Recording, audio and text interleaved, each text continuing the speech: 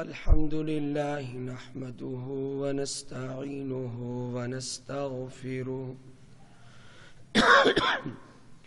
ونؤمن به ونتوكل عليه ونعوذ بالله من شرور أنفسنا ومن سيئات أعمالنا من يهده الله فلا مضل له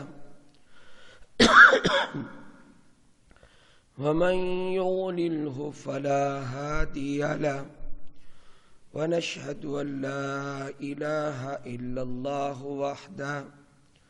وحده لا شريك له ونشهد أن سيدنا ومولانا محمدا عبده ورسوله أما بعد فأعوذ بالله من الشيطان الرجيم بسم الله الرحمن الرحيم يا أيها الذين آمنوا اذكروا الله ذكرا كثيرا قال النبي صلى الله عليه وسلم لا حول ولا قوة إلا بالله دواء من 99 داء أيسرها الهم صدق الله العظيم وصدق رسوله النبي الكريم اللهم صل على محمد وعلى آل محمد كما صليت على إبراهيم وعلى آل إبراهيم إنك حميد مجيد اللهم بارك على محمد وعلى آل محمد كما باركت على إبراهيم وعلى آل إبراهيم إنك حميد مجيد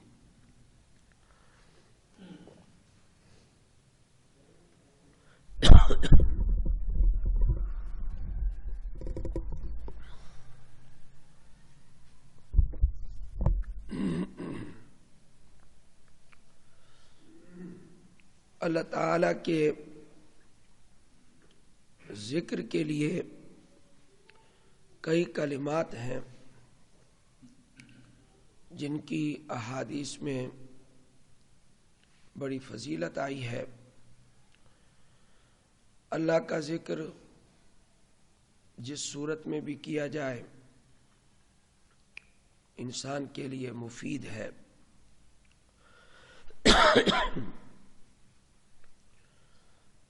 اور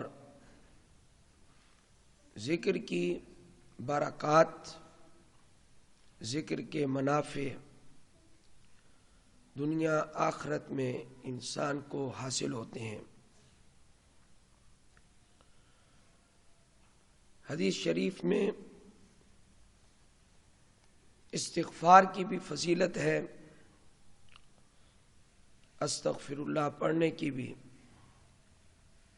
اور الحمدللہ، سبحان اللہ، اللہ اکبر، اور اسی طرح درود شریف، ان کے پڑھنے کے اپنے اپنے فضائل ہیں۔ لیکن ایک کلمہ ایسا ہے جس کی طرف بہت کم توجہ جاتی ہے کہ وہ کلمہ بھی ذکر اللہ میں شامل ہے، لوگ اس کو ذکر اللہ کم سمجھتے ہیں۔ وہ کلمہ ہے لا حول ولا قوت الا باللہ۔ ہمارے اس بر صغیر میں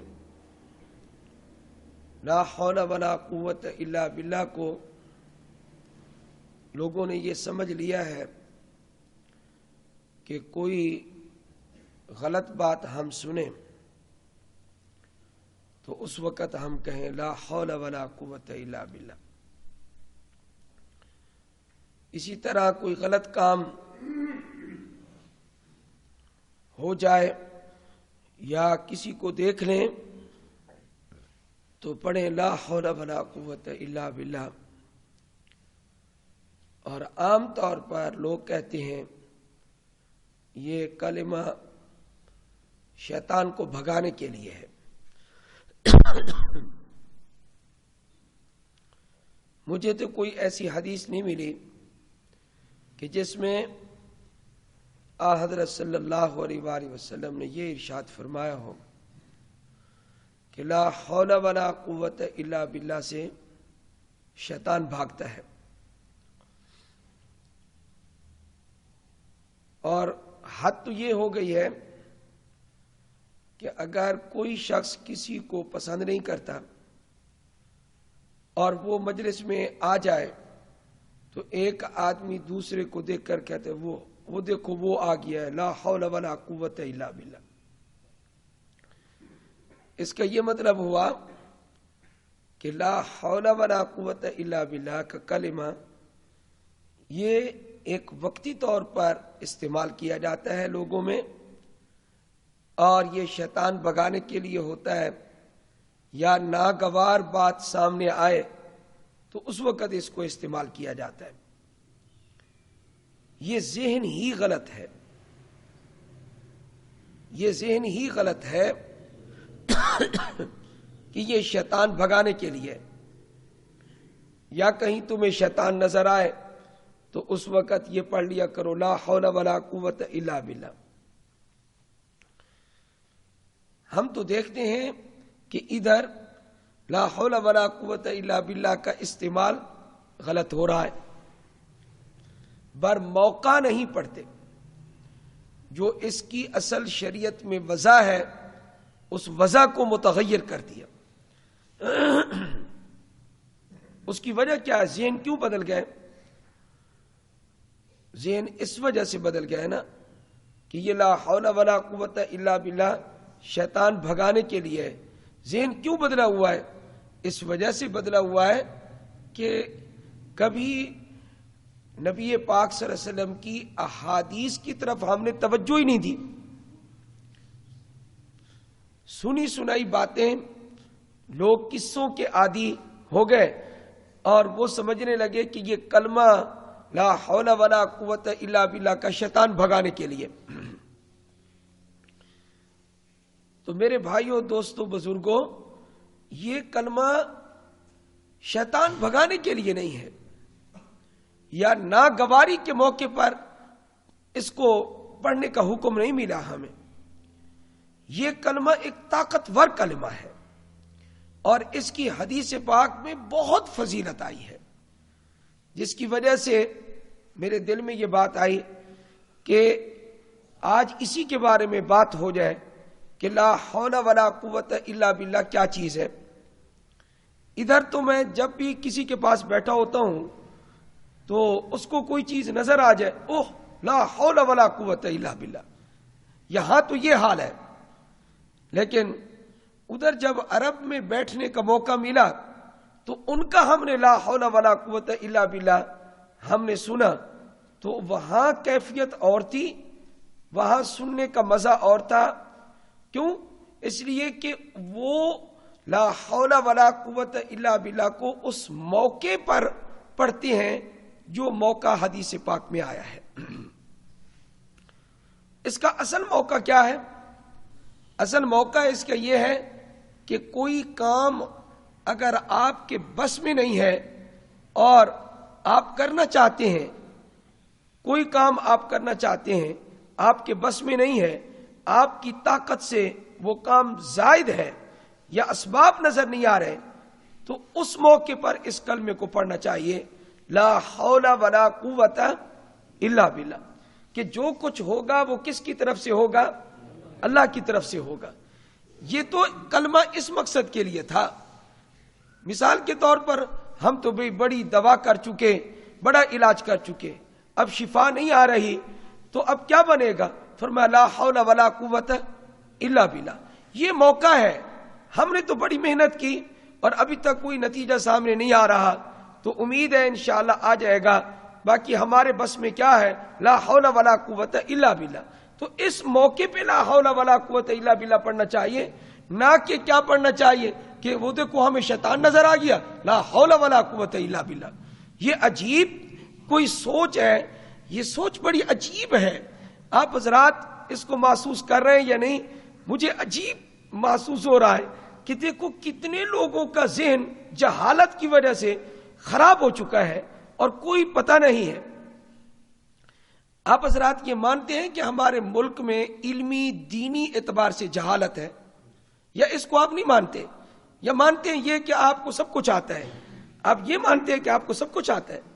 میں تو کہتا ہوں عجیب و غریب آپ کو بات سناؤں میں. اکتوبر کا واقعہ ہے اور ایک اخبار کا حصہ میں نے دیکھا. تو اکتوبر کا اخبار ہے اور وہ یہ اچ شریف کا واقعہ ہے.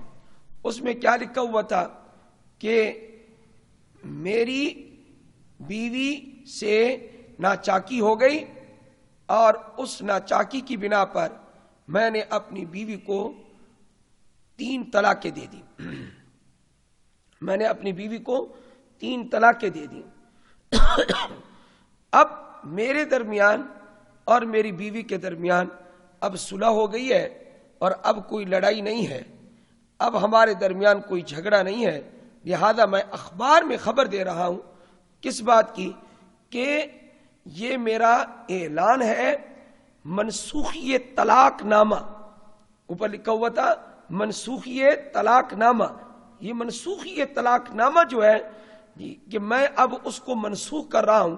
اب دوبارہ ہم میاں بیوی بن کے رہنا چاہتے ہیں. تو کہا کہ اب کوئی جھگڑا نہیں ہے، لہذا ہم دوبارہ میاں بیوی ہیں. اب آپ یہ بتائیں کہ یہ منسوخی طلاق نامہ کیا ہوتا ہے؟ یہ منسوخی طلاق نامہ کیا ہوتا ہے؟ میں پڑھ کر 10-15 منٹ تو میں اتنا حیران رہا. میں نے کہا اے اللہ، پوچھو تو لگتے ہیں کہ یہ ان سے بڑا کوئی علم والا نہیں ہے، اور حالت یہ ہے کہ منسوخی طلاق نامہ. نبی پاک صلی اللہ علیہ وسلم نے ارشاد فرما دیا، فرمایا 3 چیزیں ایسی ہیں کہ وہ تم جدھا جد و ہزلھا جد.